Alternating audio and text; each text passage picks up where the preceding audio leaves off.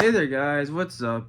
It's Insomniac here, and I have a confession to make. I've been too negative as of late. Oh no. Well, okay, that sounded really sarcastic. Let me fix that. Well, I feel like oftentimes I've constantly just torn apart into albums, absolutely ripped them to shreds, say, ew, this new Justin Bieber album, terrible. This Clips album, I just don't get it. It sucks. Womp womp. This new Jack Boys album, okay, well, I think the Jack Boys hate is absolutely justified. Let's be real here. Again, I know about the new Quadeca record, and I've been really trying to let that digest. And there's also a new Ethel Cain record coming out. And in the meantime, before I review those two records, and first of all, the new Ethel Cain album isn't even out yet, but the Quadeca thing, I have almost no excuse for. I'm gonna be honest. I just really need to let that sink in before I can do a proper review. But in the meantime, I'm gonna do another old classic-ish review. This one, there's another one along the way too, that which should be uploaded around the same time as this video. So after that, go watch the other one. You know, the one on Linkin Park. You know, I think it's Linkin Park. I don't know. Ask myself, because this one's being recorded first. So, but anyways, we're gonna talk about Radiohead, more specifically their fourth studio album, Kid A. Now, Radiohead is an alternative rock band. Well, I wouldn't say alternative. It's more like psychedelic, kind of art rocky, kind of moody, very depressing too. It's a very depressing band, but not in the sense of like MCR or Linkin Park, kind of that emo type. It's more of just like a hesitancy, almost a fear of society as a whole. It's not. It can be kind of critiquing and political sometimes, especially on the Hail to the Thief album. But for the most part, it's more of just an inherent like scaredness or fear of the world that's constantly brought on from by their discography. I forgot. They hail originally from the United Kingdom, I believe Manchester. Correct me if I'm wrong. It was like a correction will pop on the screen here if I'm wrong. But they're a UK-based band who has made a total of 9 studio albums, and they're notorious for making some of the most depressing songs imaginable. Heck, there's even like a whole Gloom Index thing out there of like all of their individual tracks and studio albums ranked by how depressing they are. They first started off in 1993 with their debut record, Pablo Honey, and of course their most popular single and their breakout single essentially is Creep. Again, is a very depressing kind of love song. I can't say it's aged the best, but it's certainly a more classic song in the rock scene. And I'd say definitely Pablo Honey definitely does have like that grunge, depressing rock sound. Kind of almost sounds like Nirvana in a lot of ways. But the Bends, they kind of evolved. They were starting to kind of slowly evolve out. And I will say the jump from Pablo Honey to the Bends was very huge. By the way, the Bends is their second studio album back in 1995. And there was definitely a lot of moodiness, especially on the tracks High and Dry and Fake Plastic Trees. So you can tell that even though they are like deep in that grunge rock still, their moodiness is definitely starting to slowly creep in. And I think that's fully realized once we get to our third studio album, OK Computer, which OK Computer is a freaking masterpiece. Released on May 28th, 1997, OK Computer delves deep into how scary dystopic technology is becoming, and it's so ahead of its time too. 1997 is a full decade before the release of the iPhone, and even more before the release of like social media, and more than 2 decades before the releases of like popular AI chatbots like ChatGPT and Copilot. So it's a record that's not only ahead of its time but continues to age well. And of course, you have some of the most moodiness, saddest songs on their discography too, such as No Surprises, Let Down, Exit Music for a Film, and of course that creepy interlude, Fitter Happier. But you also have some very absolute rock masterpieces such as The Tourist, and of course you can't forget Paranoid Android, which is freaking epic as heck. You can't deny that. But then after that, after they made their most arguably best album to date, OK Computer, they kind of hit a wall. They could have continued with that continuous kind of moody grunge rock sound for their next studio album, but they kind of ran into writer's block. The band members couldn't really decide on what to really do next after the success of OK Computer, and for a while, they didn't record any music for 2 whole years. Eventually, sometime in 1999, I don't know exactly when in 1999, I think it was the spring of 1999. I didn't bother to do much research with this video, I'm just kind of going off of what I know beforehand, so a lot of corrections, but they eventually settled on kind of teaching themselves how to completely different instruments, such as like these electronic synthesizers kind of type things. And in a way, this new album, Kid A, and the follow-up to this, Amnesiac, as well, which was recorded at the exact same time, is them kind of experimenting with these new electronic instruments and instrumentations and electronic ideas. And it eventually manifested in arguably one of the most darkest and depressing albums, but also one of the most innovative albums of all time, and that is Kid A. I know Amnesiac is also similar to Kid A in a lot of ways, but I'm not going to group it in because I feel like a lot of the tracks from Amnesiac just feel like Kid A rejects, as if like they only wanted their best on Kid A, and then Amnesiac was just kind of like the leftovers. Given there are some good songs on Amnesiac, such as Pyramid Song and like Spinning Plates, which, fun fact, like Spinning Plates was my first ever radio song I've ever listened to. But Radiohead song, what am I saying? Anyways, I'm going on way too much. Let's just get into it. So Kid A, the namesake of it, is kind of this, like, what if we made the first ever cloned human or synthetic human? So that's where the name Kid A comes from, and has such strong and stark feelings based off isolation. I mean, heck, look at the cover art alone. It feels like someplace in Banff, in Alberta, or in the Swiss or French Alps, but that sounds too pleasant. I like to think of this as the Ural Mountains in Russia, or the Brooks Range in northern Alaska. You're so isolated from society, and that's the main theme of Kid A that I just feel from this album.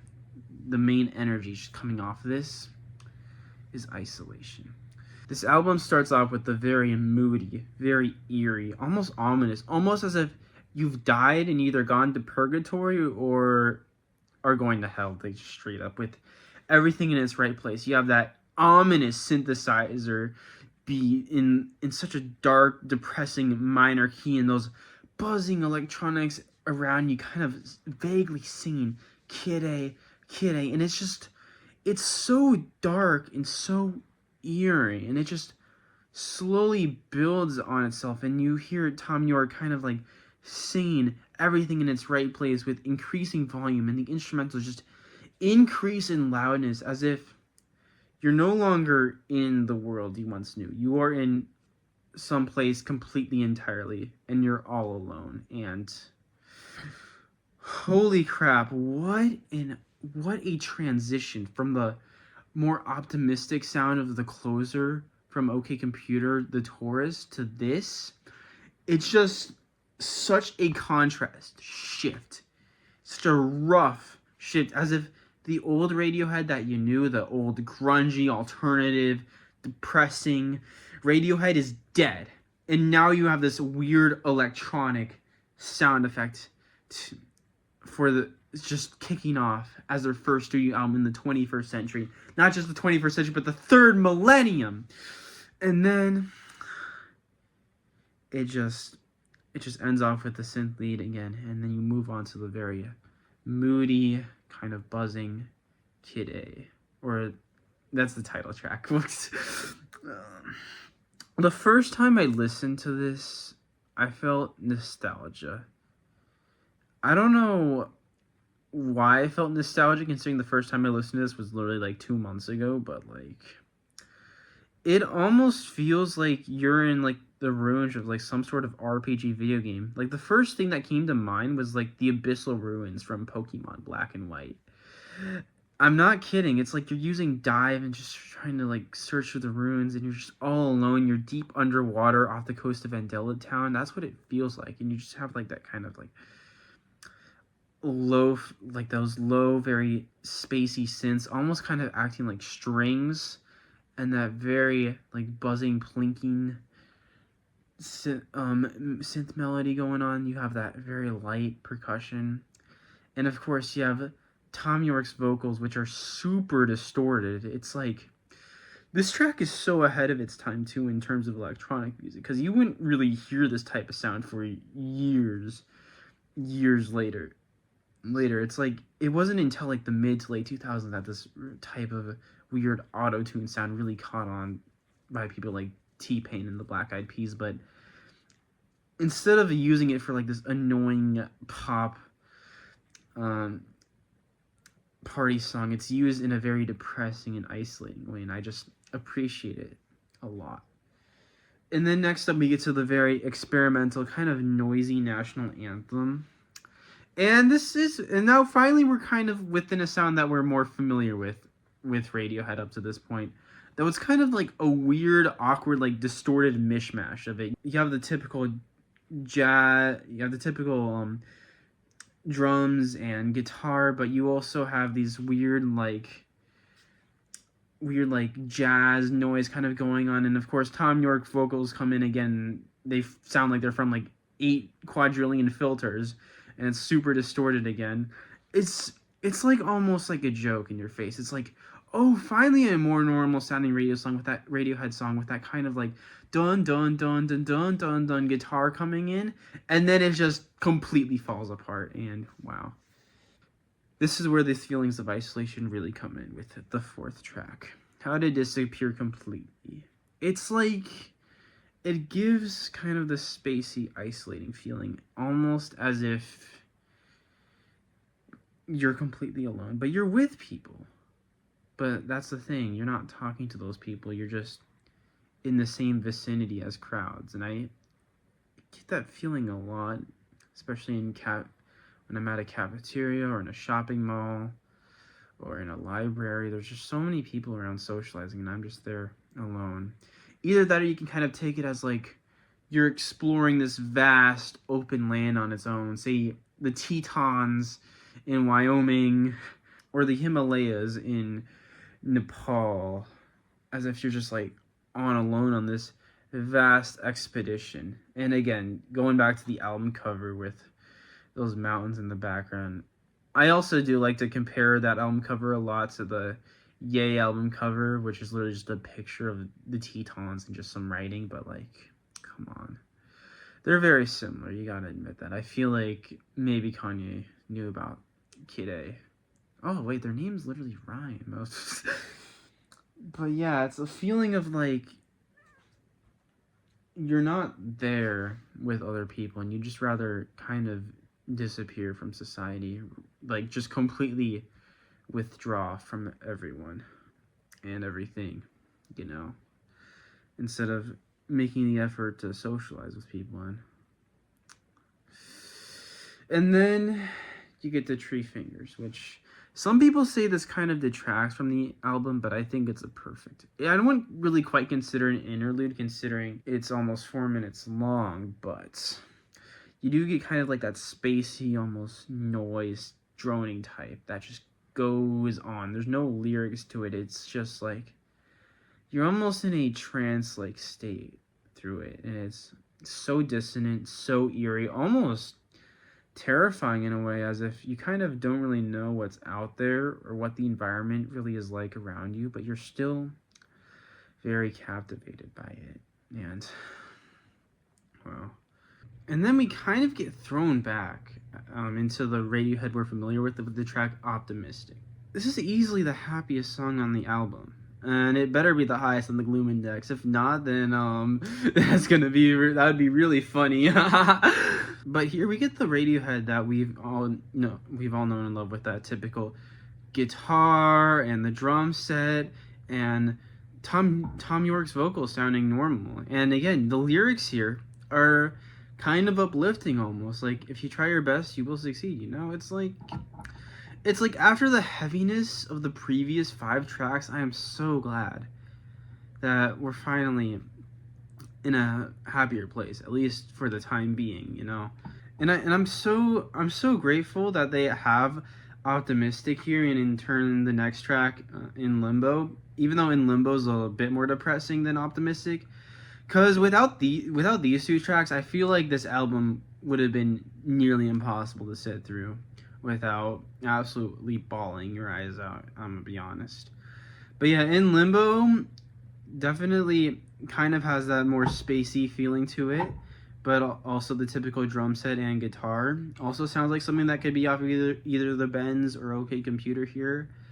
But the lyrics here are a bit more dark, as if the previous happier themes from Optimistic are a fallacy, and it just slowly builds on that until you transition back into the abyss with Idioteque.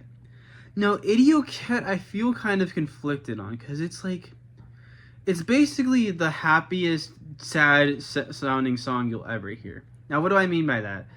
Well, first of all, you're back with the eerie synths and those weird distorted effects. But this time you're kind of given like this very upbeat, percussive line that just kind of like scoots you in, even despite the creepiness and the freaking weird, like almost N64 like soundscape this song produces.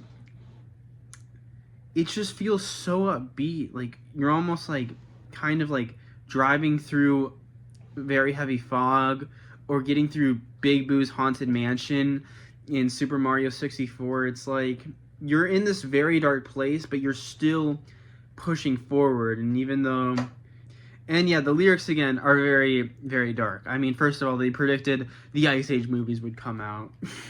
But in all seriousness, though, it's like this isn't really happening, and it's like you're just being pulled out of any kind of euphoria or any kind of happiness, and it's just slowly been chipped away until it eventually just breaks down or just crumbles in front of you. And I feel like this track is the absolute definition of that. And then this song perfectly transitions to the next track, Morning Bell, which does kind of feel a bit more happier in terms of the instrumentals. It certainly does have that like more uplifting synth, though yeah, the lyrics again are very, very depressing. And of course Tom York is pretty much screaming and crying almost about what is essentially a divorce or a breakup, about how like both parties are like splitting their possessions and stuff, and it's just very heartbreaking. And Tom York is essentially just left in this state of chaotic confusion almost. And well, the track that succeeds this one, I don't know where to start with motion picture soundtrack. First of all, this track was originally written around the same time as Creep, so back in the early 90s. So this track took almost a decade to get fully released. I think originally it was performed sometime in April 96. And then again throughout the OK Computer tour. I think this was originally supposed to be on OK Computer, but for whatever reason it got pushed back. And I think this is perfect here. It's perfect with its eerie organ soundscape, and then the blowing harps kind of like chiming all around you, and of course the minimalist but powerful vocals from Tom York, pretty much discussing, well, a suicide.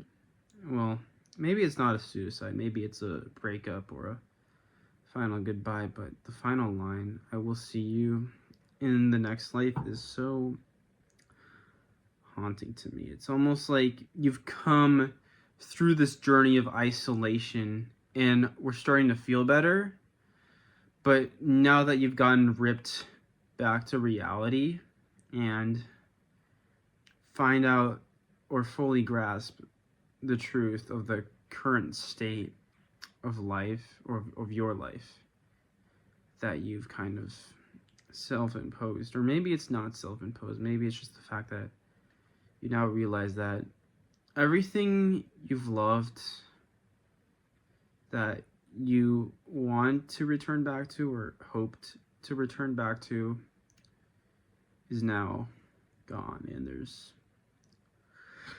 nothing left. Again, the lyrics here are so minimal, but this is hard for me, because I've experienced the exact same thing throughout college. I genuinely wanted to make an effort to make friends, and I kind of did, but not necessarily.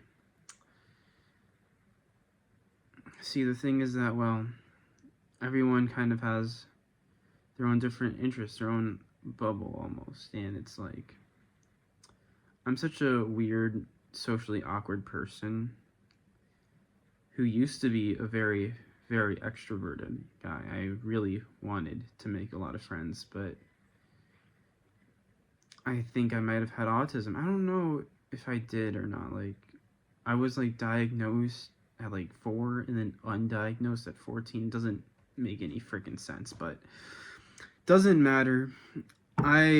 I'm weird as heck regardless, and eventually sometime around the fourth or fifth week, I just said, you know what, I'm fine being alone and on my own, just doing the best I can to get by without anyone. And I have the internet, right? I still have my friends back at home, right?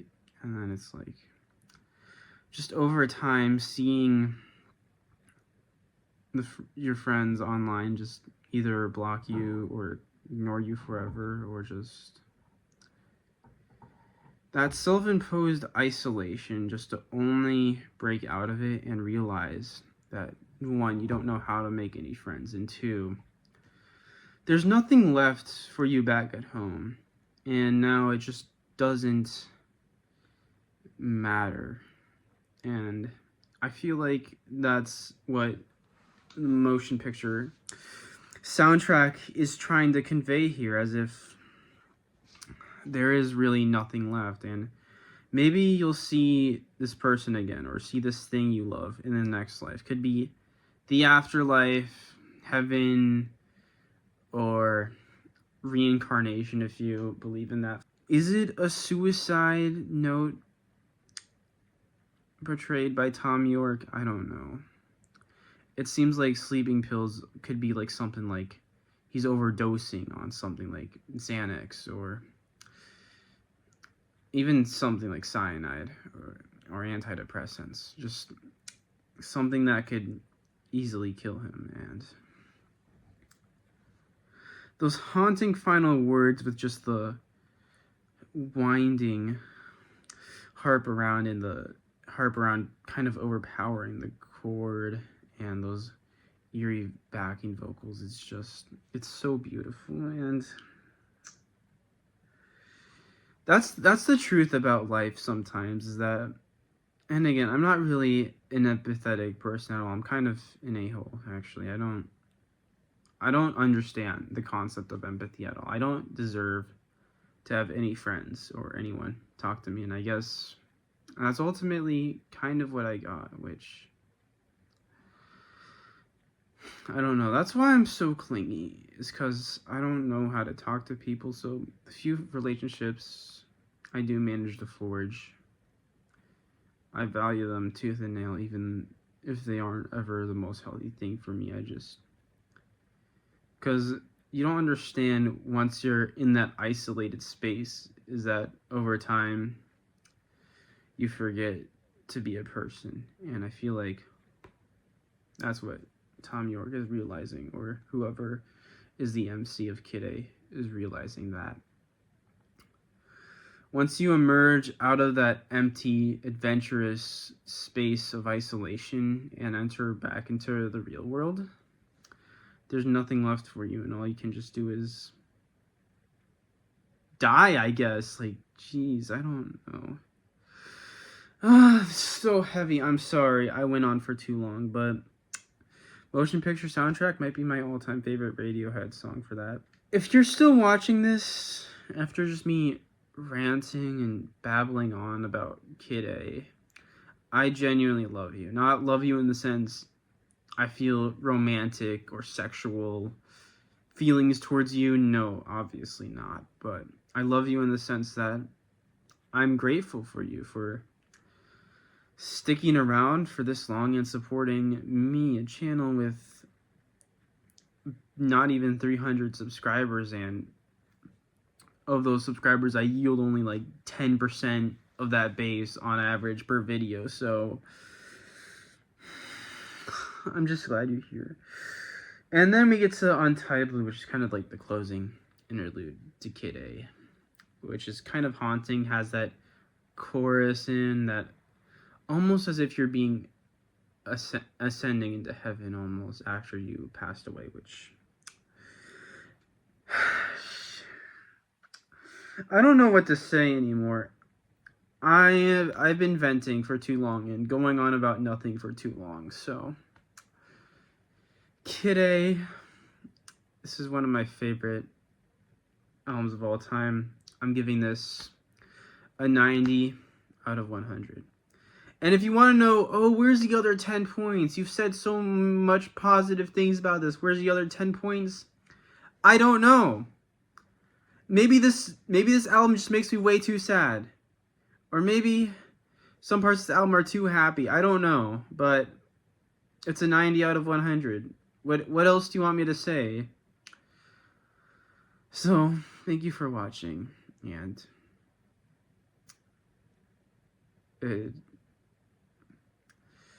I'm sorry for this heaviness review. I promise the next review will not be this heavy or this long either. Goodbye.